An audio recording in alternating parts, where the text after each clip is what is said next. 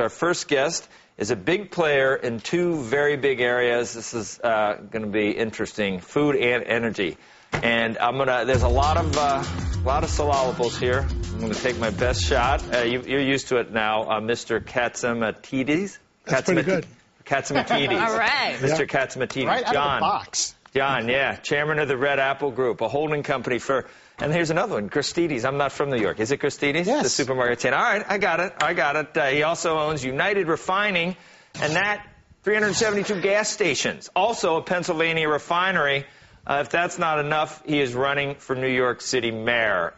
We need the rest of the show for this one. Welcome, sir. Good to see you. Good morning. What are you seeing just trying to run a grocery with these input costs, John? Well, what we're seeing in the grocery department, in the food stores, is we're getting daily and weekly price increases from manufacturers. And our people are working overtime just to keep up with them because if you don't keep up with them, you're going to fall behind the curve. Are you like some of the, and you have gas stations too, but are you passing everything along, or are margins getting squeezed? Yeah, well, in the food area, we're passing everything along because you just have to do it. In the gasoline area, margins are squeezed right now because when you have $125 crude oil, the retail margins and refining margins haven't caught up with the price of crude oil.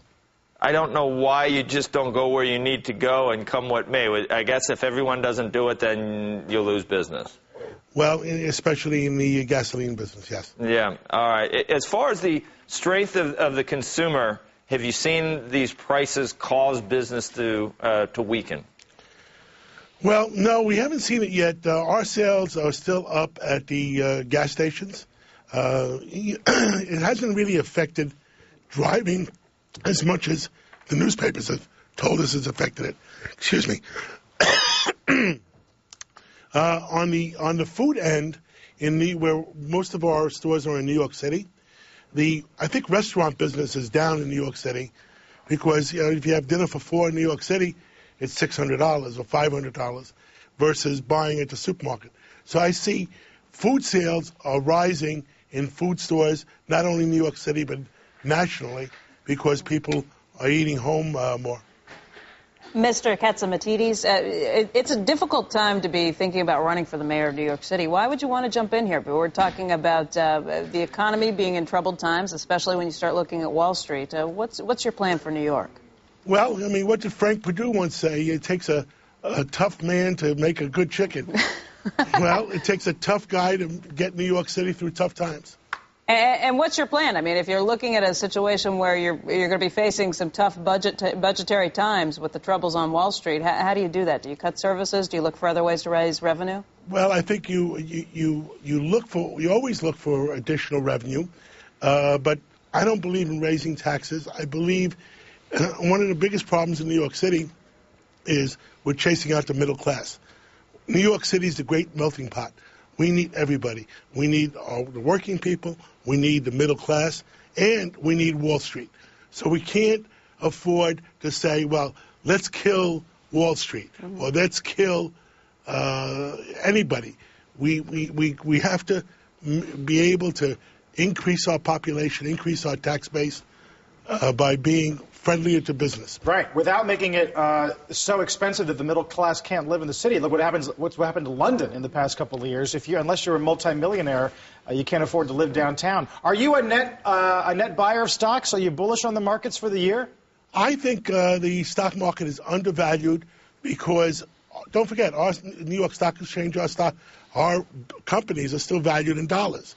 The dollar's being devalued 30-40% over the last, 2, 3, 4 years, and the Dow is still at 12,000 something. I think it has a place to rise. Don, you think a young man can still be born in Greece, say, come here and become a billionaire the way things are right now?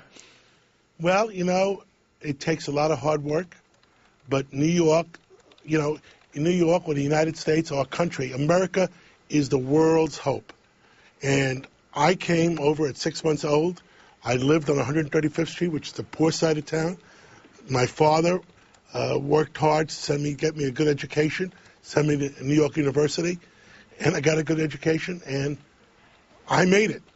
And my message to young immigrants and young students, no matter where you live, how poor you are, get a good education, and you can make it too. You think oil, would you call it a bubble, John?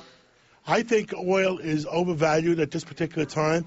I'm looking for $75, $80 oil by September. And you think the Fed will start to attack inflation, but you don't see rate hikes until after the election? I don't think the Fed wants to affect the election in any way. So my opinion is that they won't do anything till after the election. Then you're a Democrat, but you'd run as a Republican for mayor.